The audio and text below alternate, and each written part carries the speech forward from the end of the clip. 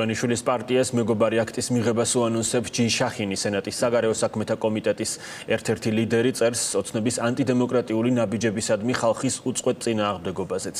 ქართველი ხალხის 200 დღიანი მამაცური საპროტესტო აქციების შემდეგ ქართული ოცნების ტაქტიკა სულ უფრო ლაჩრული ხდება.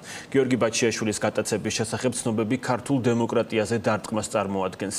ანგარიშვალდებულების მიღწევის მიზნით ჩემს ძალისხმევას გავაგრძელებ, მათ შორის ორპარტიული მეგობარი აქტის მიღებით დაწერა დემოკრატმა კანონმდებელმა. სენატორის ამ პოზიციას ეხმაურება ჰელსინკის კომისია. 200 დღიანი უწყვეტი მშვიდობიანი საპროტესტო აქციების შემდეგ საქართველოს დე-ფაქტო მთავრობა ყველას ესხმის თავს, ვინც დემოკრატიისთვის ბრძოლას ბედავს. გიორგი ბაჩიაშვილის გატაცება ამის კიდევ ერთი მაგალითია. ქართული ოცნების მთავრობამ დაუყოვნებლივ უნდა გაათავისუფლოს ყველა პოლიტიკური პატიმარი, აცხადებს ჰელსინკის კომისია. როგორია გამოხმაურებები ამ განცხადებებზე, სალომე ლაბაძე აგრძელებს ფორმულას პირდაპირ ეთერში საუბარს.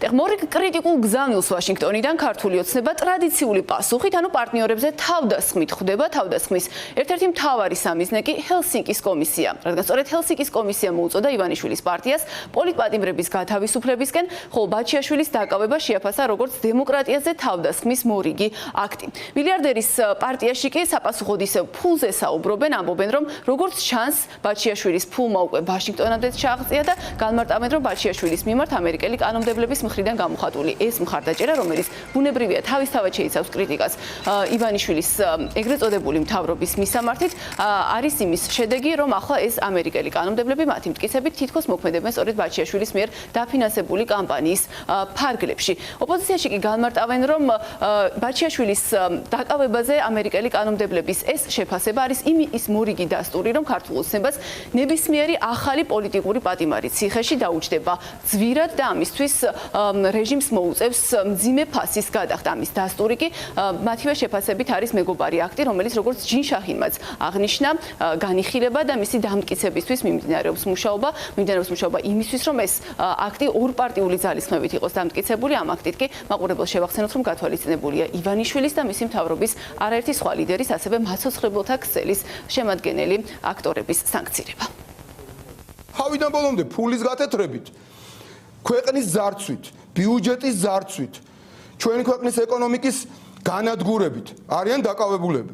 და ვინმეს გაუკვირდა, რომ მათ მიმართ ითქვა ფულის გათეთრებასთან დაკავშირებით, ხოლო რაც შეეხება დემოკრატიაზე დარტყმა არის ნებისმიერი ის ქმედება, რომელსაც ხელისუფლებას ჩადის კანონის დარღვევით და მე ამას კიდევ ამართლებს. ბაჩიაშვილი ჩვენ ხო კარგად ვიცით, როგორც დააპატიმრებს უცხო ქვეყანაში და მოიწაცეს ადამიანი და მე ქართულ ხალხს ეუნებიან, რომ თურმე ადამიანი, რომელიც ივანიშვილს გაექცა 1000 მისი ასე ვთქვათ მოგონილი რაღაცა მანქანებით და ხრიკებით, მე მობრუნდა და დასეირნობდა საქართველოს საზღვართან. ხო აი, რამდენად დებილი უნდა იყო, რომ ეს დაიჯერო რა, თუ ვინმე დაიჯერა ეს. არ მგონია, რომ ვინმე დებილია.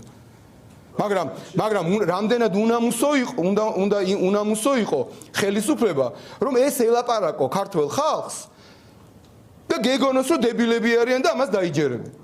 როგორც ჩანს, ბაჩიაშვილის დაფინანსებამ ამერიკაში ჩააღწია იმედი მაკროფარასაშველები ჩვენ გავიგებთ, რამდენი გადაიხადა ბაჩიაშვილმა მისთან ლობისტებმა იმისათვის, რომ ის ახლა უკვე ამერიკის დღის წესრიგში დამდგარიყო. ბაჩიაშვილი, რომელიც იცით თქვენ, რომ მილიარდობით ზარალი მიაყენა ბიძინა ივანიშვილს და ის სრულიად სამართლიანად, სამართლებრივად იქნა პასუხისგებაში მიცემული ადამიანი, რომელიც გაიპარა საკუთარი ქვეყნიდან და მე მადლობა შესაბამის უწყებებს, რომ ის დაპატიმრებული იქნა და წარდგა სამართლებრივების წინაშე, ახლა უკვე გარედან ცდილობს საკუთარი პერსონის ლობირებას. სამწუხაროა, მაგრამ ფაქტია, რომ ჰელსინკის კომისია გადაიქცა რადიკალების ერთგვარ მხარდამჭერ რუპორად, რომლებიც აბსოლუტურად არ ინტერესდებიან რეალური ინფორმაციით და მხოლოდ ახალისებენ და ცდილობენ, რომ ასე ვთქვათ, დაასხან წყალი იმ წისქვილზე, რომელიც რადიკალების ასე ვთქვათ, დღის წესრიგს ემსახურება. აქედან გამომდინარე, ჰელსინკის კომისიის მსგავსი უსამართლო და უსაფუძვლო განცხადებები ჩვენი საზოგადოებისთვის ახალი არ არის.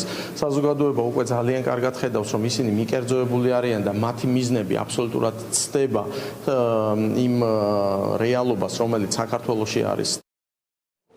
ამერიკელი პარტნიორების მხრიდან ქართული ოცნების რეპრესიული პოლიტიკის მისამართით ეს კრიტიკა განსაკუთრებულ ყურადღებას იქცევს იმ შეხვედრის ფონზეც, რომელიც რობინ დანიგანსა და ქართული ოცნების საგარეო საქმეთა მინისტრს შორის გაიმართა და რომლის დასრულების შემდეგაც ამერიკის შეერთებული შტატების საელჩომ კიდევ ერთხელ აღნიშნა, რომ ვაშინგტონი ჯერ კიდევ ველოდება ქართული ოცნების ეგრეთ წოდებული ხელისუფლების მიერ სერიოზული დამოკიდებულების გამოვლენას იმისთვის, რომ ამერიკა დარწმუნდეს, რომ ქართული ოცნება ნამდვილად არის დაინტერესებული ვაშინგტონთან ურთიერთობის გადატვირთვით.